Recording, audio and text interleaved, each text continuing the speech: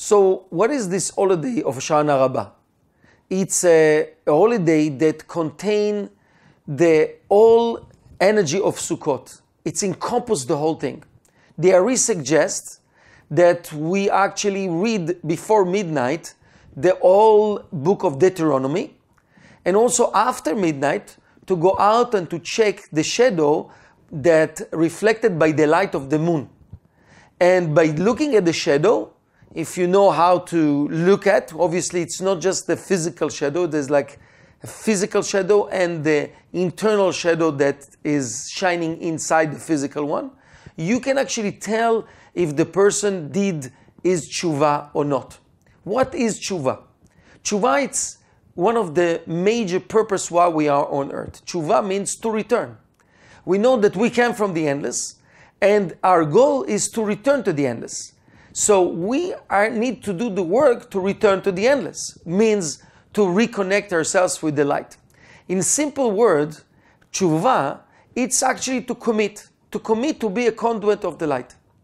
And if the commitment is very strong, obviously we're going to receive the strength to actually follow and to fulfill our commitment.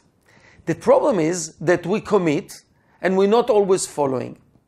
And we know that the reason why it's so difficult is because somehow we're addicted to other commitments. That it's not always like a commitment that I'm conscious of, but anything that I'm doing regularly and I'm doing it out of habits, even if it's negative, it's a kind of a commitment. It's a kind of an internal commitment that I have to do those things. I have these temptations, I have this addiction, etc. And it's very difficult to change our pattern of doing things. And because it's so difficult, so we're not open to listen to what the light wants to tell us.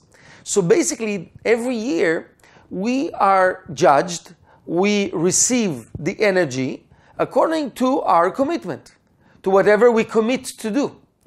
And every year, we need to actually commit. And the most important commitment is between Rosh Hashanah and Yom Kippur. But then, there is another type of commitment, which is more profound. It's more to do with actually the sharing aspect. All the energy of the sharing aspect we're receiving in Sukkot. So even though the commitment in general we're doing already between Rosh Hashanah and Yom Kippur, but still, till there is the energy of mercy, we cannot manifest all this amazing blessing that we got. And also the negative energy cannot be manifested if the opposite, the opponent, don't have mercy, which means don't have this energy of manifestation, of doing, of actions. This is why they're saying that, yes, the decree is already written in Yom Kippur, but the notes are not given to the angels till after Ошана Раба, because the notes are the manifestation. The manifestation is the actions, is the sharing, it's the giving.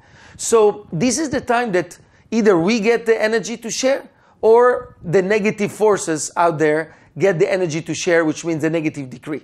So we still can change things. So the energy of sharing, it's a very powerful thing. This is why we have another Yom Kippurim, which is Ошана Raба. Ошana Raба, it's another sealing. Like in Yom Kippurim, we got a sealing. What is a sealing? It's like to seal the program for the year. It's the same thing as sealing as the actual commitment that we do. When it's a strong commitment, we sign the commitment, it's a sealing. And this sealing, it's not in a conscious level, it's an internal level, because we can say to ourselves, yes, I'm going to stop smoking, and we're not. This is an internal commitment that we have deep inside of us. Yes, I'm committed to do certain things, to do my job, etc. So we want to get all this energy to do it. And this is why the sealing of the book of the 5 books of Moses, it's the book that he wrote, because it says that the first book of Moses, the first 4 books of Moses, it's like the light wrote it, obviously through Moses, but it's the light wrote it. And here, the 4th book, that's Moses himself wrote it. It's like saying, I told you, it's talking in that way, because it's the Malchut. It's the book that to do with the sealing, to do with the manifestation. And this is why we're reading, this is why the Ari suggests that we're going to read the book of Deuteronomy to help us with the sealing with the light. In other words, to commit to do what's ever written in the light. And the reason why we look at the light of the moon, because again, the moon, it's the vessel, it's the manifestation, it's the malchut of the light. And it's represent what we call the tselem. Tselem, it's the image of God that there exists in us. What is the image of God? We know that there is deep inside of us intermediate force that holding the soul into our body, because body is material and the soul is spiritual. And in between, it's our image, the image of God, the tselem, what's called the tselem. This tselem, it's for the word tsel. Tsel means shadow. Why? Because it's the shadow of the malchut. It's our affinity with what we have inside. The shadow, we know it's just a duplication. It's like a photocopy of something else, right? How we see a shadow, it's the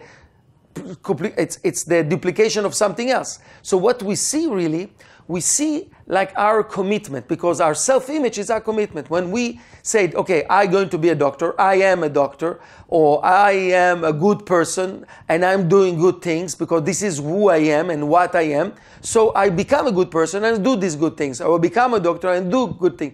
It's what I think about myself. So my commitment is to become what we are. So basically, this is the time to commit to say, I am channel of light. And each one of us can take these words and put it in different words. I'm channel of light in my family level, channel of light at work, channel of light in my purpose in general, to contribute here, channel of light with my friends. There is many aspects to it, and we can be very particular. But the general idea that in general, I want to be the conduit of the light. So if we manage to make this commitment stay with us for the whole year. And the reason that we see it by the shadow of the moon, because this can show if we had a good commitment that can give us life for another year, which means that we have enough mercy to manifest all the good things that we got between Rosh Hashanah to Yom Kippur. If we have this enough mercy.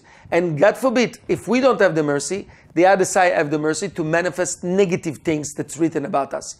So we can still actually not allow, even if there is something negative that's written about us, we can change it. As there is a story that the Ari told one of his student that something is missing in his shadow, and he was changing himself, he was crying, he took it to heart, and he was taking it seriously, he made commitment to change, and then the shadow came back.